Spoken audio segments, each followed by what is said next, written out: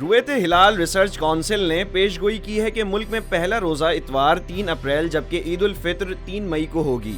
رویت ہلال research council کے secretary خالد اعجاز مفتی نے کہا ہے کہ رواں سال رمضان المبارک کے چاند کی پیدائش 1 اپریل بروز جمعہ کو صبح 11:24 پر ہوگی۔ انہوں نے کہا کہ 29 شعبان المعظم یعنی ہفتے کی شام غروب آفتاب کے وقت چاند کی عمر جو عمومی طور پر کم از کم 19 گھنٹے ہونی چاہیے، پاکستان کے اکثر علاقوں میں 31 گھنٹوں سے بھی زائد ہو چکی ہوگی، جس کے بعد ہلال کی رویت بآسانی ہو جائے گی اور رمضان المبارک کا آغاز اتوار 3 اپریل سے ہوگا۔ رویت ہلال ریسرچ کونسل کے مطابق غروب شمس اور غروب قمر کے درمیان فرق جو عمومی طور پر کم از کم 40 منٹ ہونا چاہیے، مظفر آباد، گلگت اور پشاور میں 70 منٹ، راولپنڈی اسلام آباد میں 69 منٹ، لاہور میں 68 منٹ، کوئٹہ میں 69 منٹ جبکہ کراچی میں 67 منٹ ہوگا۔ سیکریٹری خالد اعجاز مفتی نے مزید بتایا کہ شوال کا چاند 30 اپریل اور 1 مئی کی درمیانی رات 1:28 پر پیدا ہوگا۔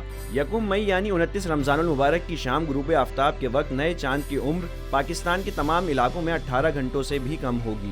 غروب قمر کا درمیانی فرق جو کم از کم 40 منٹ ہونا چاہیے وہ گلگت میں 37 منٹ اور گلگت کے علاوہ پاکستان کے کسی بھی علاقے میں 36 منٹ سے زیادہ نہیں ہوگا، لہٰذا پاکستان میں ہلال کی رویت اس شام ٹیلی اسکوپ سے بھی ممکن نہیں ہوگی۔ اس طرح 1 شوال یعنی عید الفطر 30 روزے مکمل کرنے کے بعد منگل 3 مئی کو ہوگی۔